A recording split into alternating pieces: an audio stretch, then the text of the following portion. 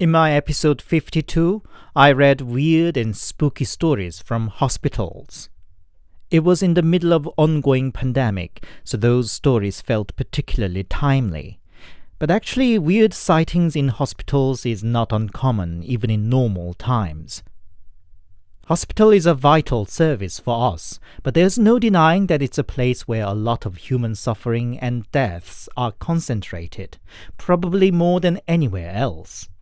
It's really not a surprise that there are quite a few ghost and paranormal stories from hospitals floating around. So once again, I collected a couple of stories to share with you today. Both are rather long, one bit more mysterious, the other more classic fable of karma, but both are equally spooky.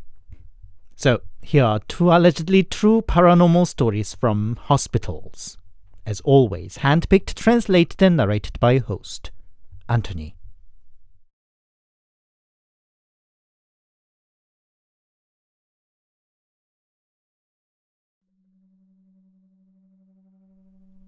It was a stressful period of my life. My company failed to pay me for 4 months then, and yet kept driving me to work late hours. The company's having a hard time, but everything will be okay once overcome this, and so on and on, the usual BS. I could not even pay for my mobile, and my parents were asking why I stopped the monthly allowance for them. I was stuck in the hell that summer in 2014. Then one morning, I was on my way to work and hit by a car while crossing the road. I was hospitalized for a cracked leg bone. Still in an enormous pain, the first thing that came to my mind was to call my boss to explain why I couldn't come to work that morning. My boss grumbled on the phone. "Why now? Okay. He hung up without asking a half-asked, "Is it serious?" or "Get well soon." I sighed and lied back down. I was the only one in the 4-bed ward. Oh, well, whatever. I would just take it easy and rest for once, I thought.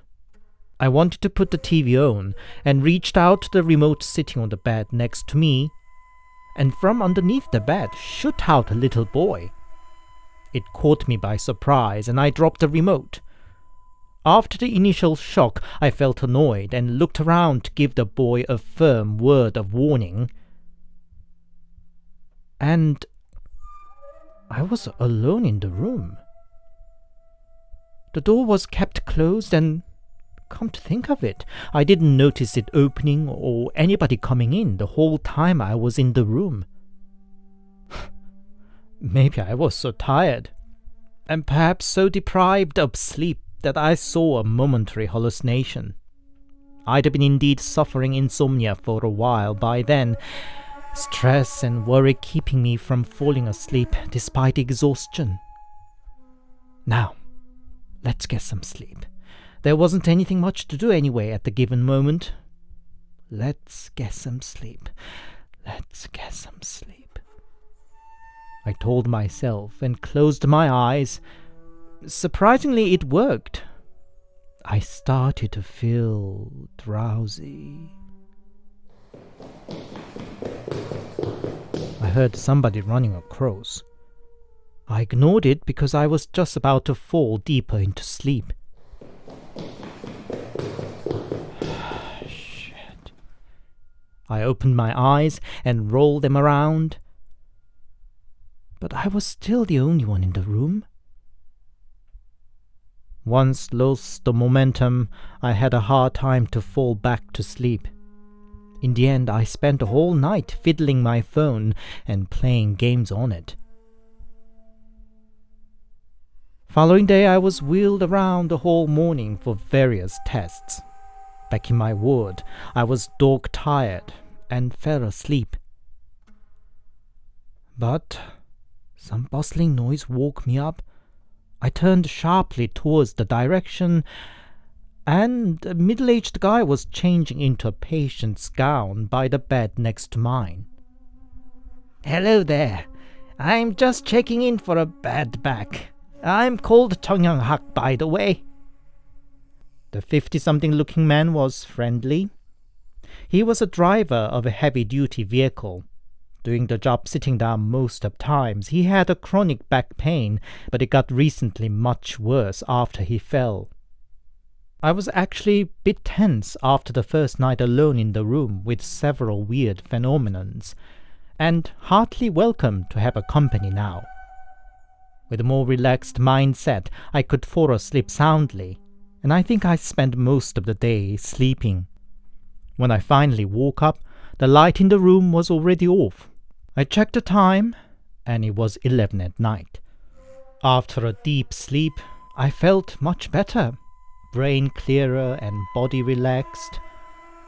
But Mr. Chung on the next bed seemed to be having a bad dream, groaning and moaning in his sleep. Or could it be his back was hurting? But I didn't want to disturb his sleep, so turned around to have some more sleep. Help me. Help. I was startled and looked at Mr. Chung. He was clearly in pain. I called for nurses, and 2 ran in quickly. They woke Mr. Chung. I had a bad sleep paralysis. My back hurt so much, and yet could not even move, Mr. Chung said. Nurses sighed and left, and Mr. Chung went back to sleep. Now it was nearly 3 in the morning. Drizzle of raindrops gently knocked on the window, and I could fall back to sleep. But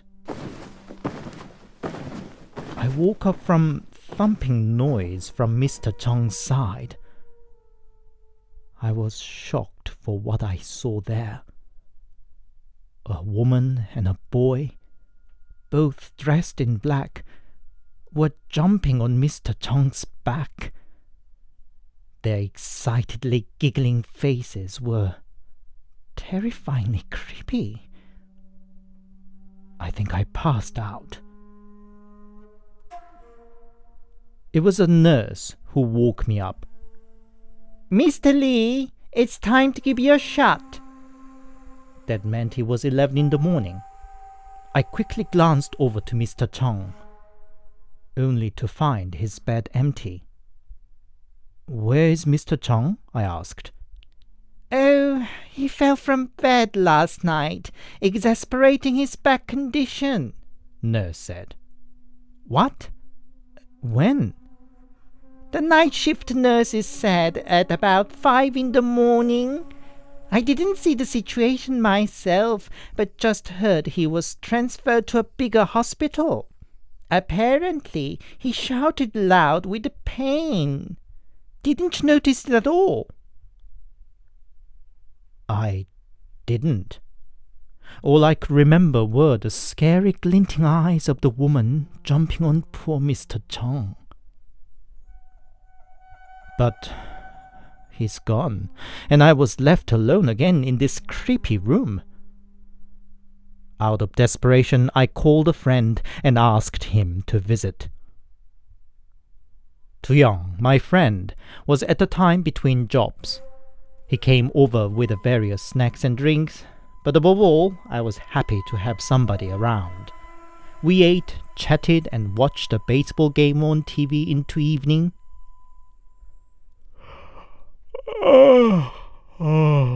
I'm drowsy. Is it okay if I take a short nap here? Tu-young said, pointing the bed next to mine, where Mr. Chung fell from. Not there. Take the bed over there, I said. But I can't see the TV from there. I'll just take this bed, okay? Tu-young lied down on Mr. Chung's bed. Before I could further argue, he was snoring already.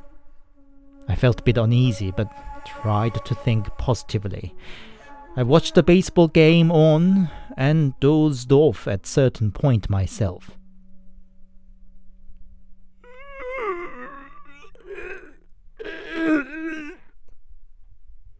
I woke up with Tu-young moaning. Go.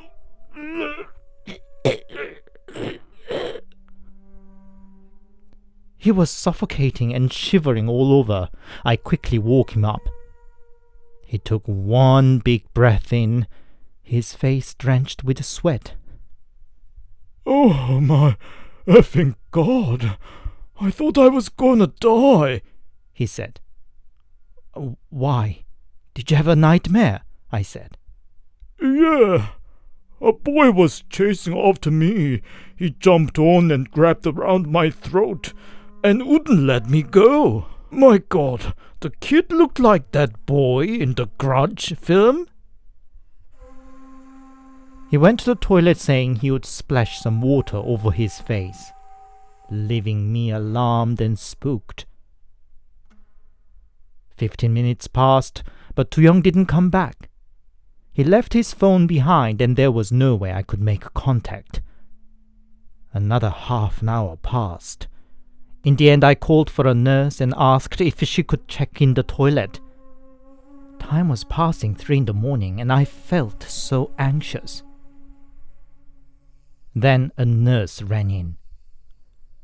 Your friend was found passed out in the toilet. We moved him to an emergency. I didn't know what to do. I wanted to run to the emergency to check on him myself, but my legs? The nurse said it couldn't be anything too serious and I shouldn't worry too much. About 30 minutes later, Tu-young came back. I'm going home, he said, and started packing his stuffs. Hey, what happened? I heard you passed out, I said. I don't know. I'm going. Tu-young hardly responded and hurriedly left. For quite some time, Tu-young refused to talk about that night. Only a couple of years later, he finally opened up. So, after that nightmare, I headed to the toilet, as you know, and something followed me, but couldn't see anything when I looked back. It repeated a few times before I reached the toilet, and then, as I bent down at the basin to wash my face, I heard some footsteps approaching. I looked back and that damn boy, he jumped onto me again. I tried to run out, but this time a ghostly-looking woman blocked me and started strangling me. I couldn't breathe, I couldn't get rid of them. I squeezed out my last-ditch effort into shouting, "You bitches, get the fuck off!" And they both disappeared. I could not help but shiver, remembering the woman and child that jumped on Mr. Chung. So, you were sent to emergency? I said. And Tu-young looked at me strangely. What do you mean? Why would I have been sent to the emergency? A nurse told me that you were. Nonsense! I came straight out from the toilet after the damn woman and boy disappeared. I didn't know what to say or think. As for what happened to me after Tu-young left in a state, fortunately I was moved to a different ward, and I didn't experience anything weird afterwards. Tu-young doesn't want to talk about the night again. I guess it left him shaken, enough to seek an advice from a Buddhist monk. And the monk's words were that he should pretend that he didn't see ghosts, and he shouldn't talk about it to others either. Apparently that's to do with his future fortune, but I'm not sure. Whatever the case, Tu-young seems to be sticking to the advice, and just assumes the stress and pressure he felt about his future about the time made him hallucinate. But what about what I saw? I too was under lots of stress, but that doesn't explain the uncanny similarity of what we both witnessed.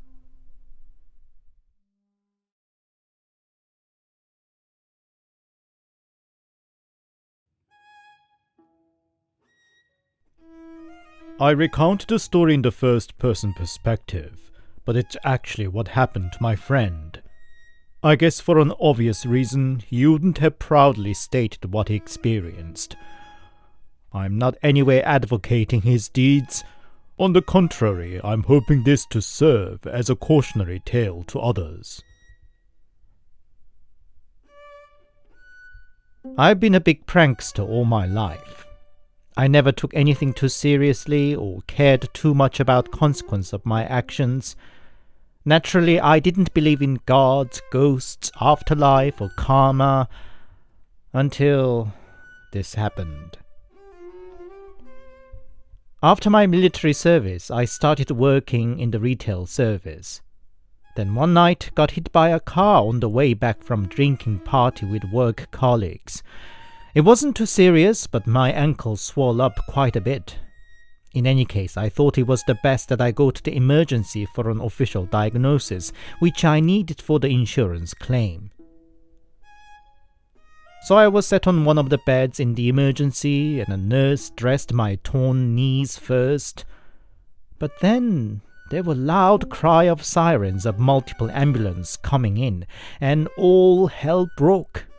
Some 10 or so patients in varying level of conditions were brought in, and doctors and nurses were running all over the place. Soon a patient was put on the bed next to me.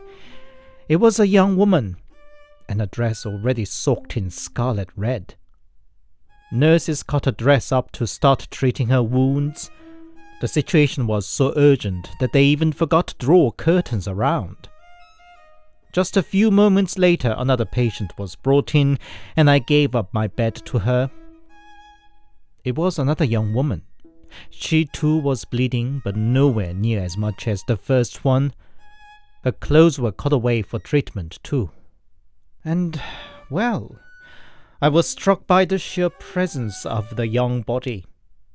She was beautiful, voluptuous even. What else can I say? The situation was not going well. Doctors used the defibrillator on her, but her heart didn't revive. Doctor said something that I didn't understand, and the nurse pulled a white sheet over her head. There was so much else to do. They just left her there next to me and went to look at other patients. I don't know what I was thinking, but I was curious. I had never seen a dead body. What should she feel like if I touched her? Cold and stiff as I heard in stories? I touched her cheek. It was still warm and soft. It was a strangely overwhelming sensation. And well, before I knew it, my hand wandered down to her bosom. Then a couple of staffs approached to take her away, and I sat back down on my chair. I ended up being hospitalized. I didn't mind much actually. The injury was relatively minor, the expense would be covered by insurance, and I would be still getting paid for my regular job. I almost welcomed this unexpected vacation. But on the 4th day there, my bed sat underneath the window.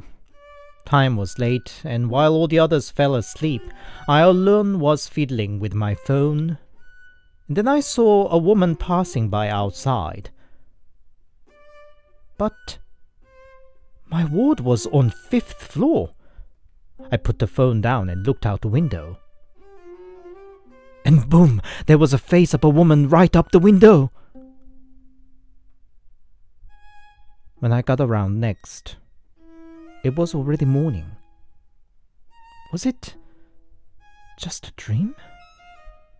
But it was so vivid. But as I said, I never believed in ghosts and such, so I just brushed it off. Nevertheless, when the night came, I found myself trying not to look out the window. I consciously tried to sleep early too. But I couldn't sleep much because something tapped on the window constantly, all night long. On the third night, I went to bed even earlier. Fortunately, I was so tired that I could quickly fall asleep. But the peace didn't last long. I felt heavy and breathless. I could hear other patients in the room still chattering, so it wasn't very late yet. I squinted my eyes, and indeed the light was still on, and I saw other guys sharing some snacks together at one corner of the room. And then... what's this? Something was wrapping around my chest and neck. Long, black hair. They crawled up to my throat like tentacles and started strangling me. I screamed for help, but no voice came out. I couldn't move either, and the other guys in the room were just having a good time among themselves, not noticing anything of me. And then a faint voice whispered, "You thought I wouldn't find you." Next moment, a white face moved right up to my face,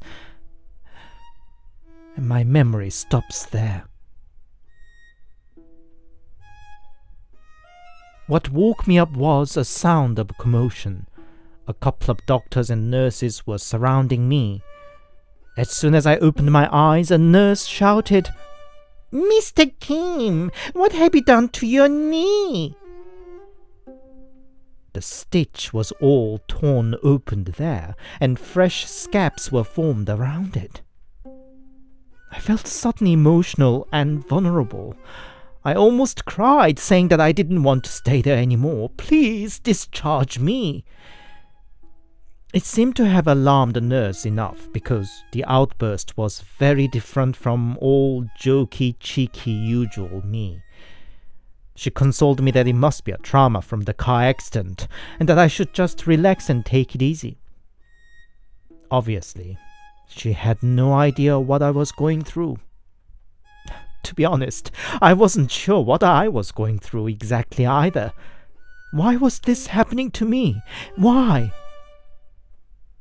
The little voice in the back of my head reminded me of what I did at the emergency, but I didn't want to believe it had anything to do with it. Desperate to find some consolation, I called my mom. She didn't pick up. Then I called my close cousin. He did pick up. I nagged him to come and visit me right away, but he was at work, of course, and just promised that he would visit me following day. God, how was I going to spend another night alone? That night, other guys in the ward played cards, and I joined them, just to stay awake as long as possible. Thankfully, these crazy patients played on till 5 in the morning, and after having had something else to focus on and feeling dog-tired, I could fall asleep quickly. But what's this stinging pain about my knee?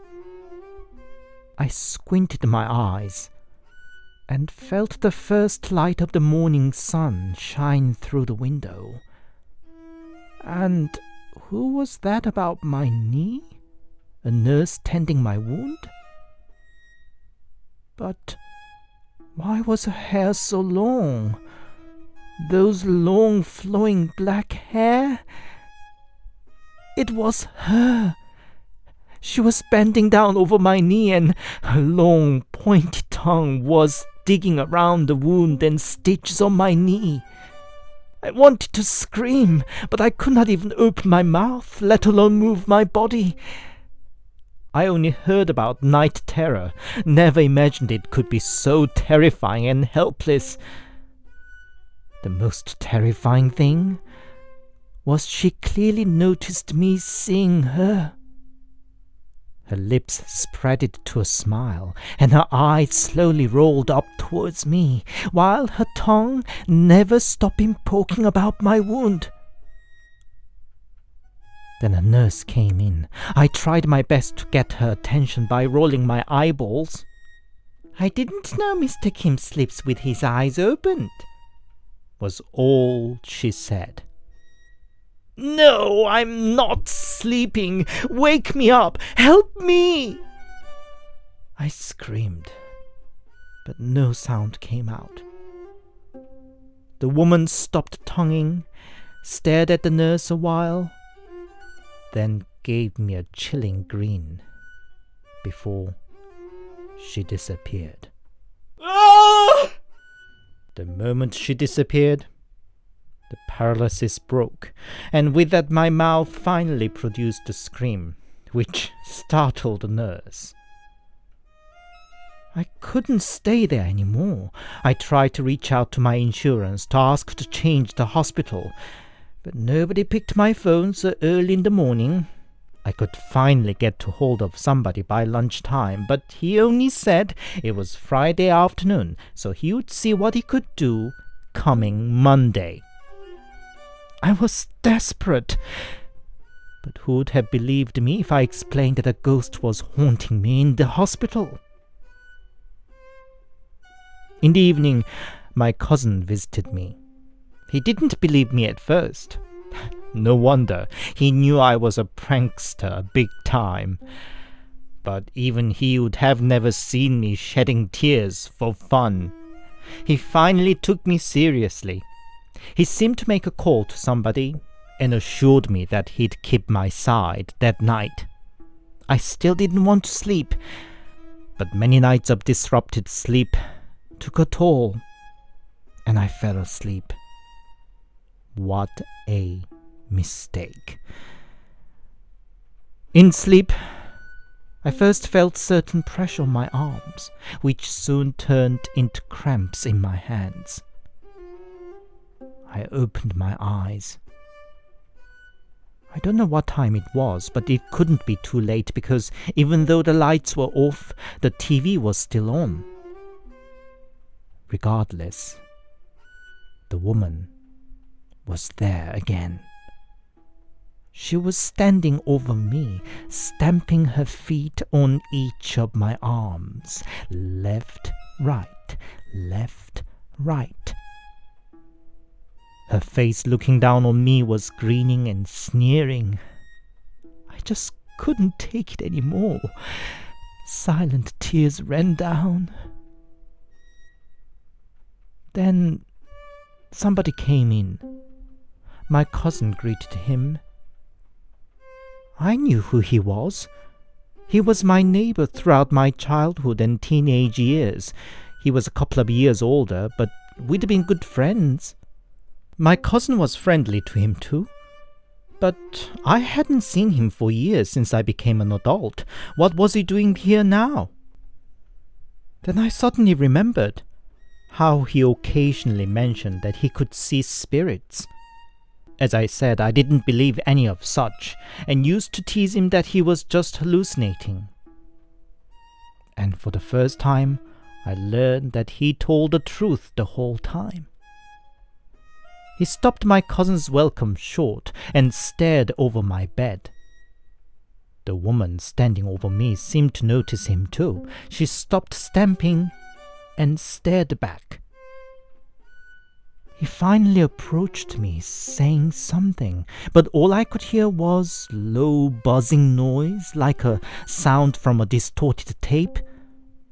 Everybody in the room now looked at him strangely, but he carried on regardless. And the woman responded, which to my ears again only sounded as buzzing noise. He then opened up the window next to my bed and went out of the room with my cousin, while the woman came down from my arms and disappeared through the open window. With that, my paralysis broke, and I ran out following my friend and cousin. They were smoking and chatting outside. "You saw it! You saw her too, didn't you?" I yelled. You crazy nut. What did you do? Friend said, but all I could say was, "What's happening now? Am I going to be okay? Is she gone? Am I okay? Over and over again, until he finally gruntled. Yeah, you okay now? Jesus Christ. He gave me some instructions, and from the following day on, I followed them to the T. First thing was finding out the identity of the woman. The nurse rejected to give me the information, saying it was strictly forbidden, so I had to tell her everything, including how I touched up her body. Her reaction was an outrage. She'd been always kind so far, despite of all my naughty jokes, but for once she really condemned me with a rage. And yet, she was just as kind as always, and in the end pulled some strings to find out who the woman was. When I visited her family, it probably was my luck that the family was having the final ritual for the dead. In Buddhistic tradition, the period of mourning finishes with a final ritual on the 49th day since the dead departed. I joined the ceremony and earnestly prayed for her forgiveness and peaceful passing. I never saw her again. Well, you might have noticed, but I am actually the friend of the naughty boy in the story. I was born with a third eye and could learn some skills as medium under a good shaman mentor. It was still an unexpected and surprising sight when I saw the woman on him. She looked so real and vivid that I first thought she was a person. Thank heavens she wasn't a malicious soul and I could easily persuade to move on. What can I say? Treat every being in the universe with a deserving respect, dead or alive.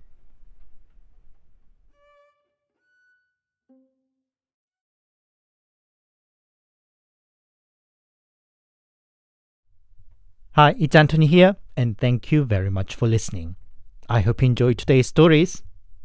Fortunately, so far, I had no reason or trouble to get hospitalized, touch wood as they say, apart from usual visits to clinics and dentists.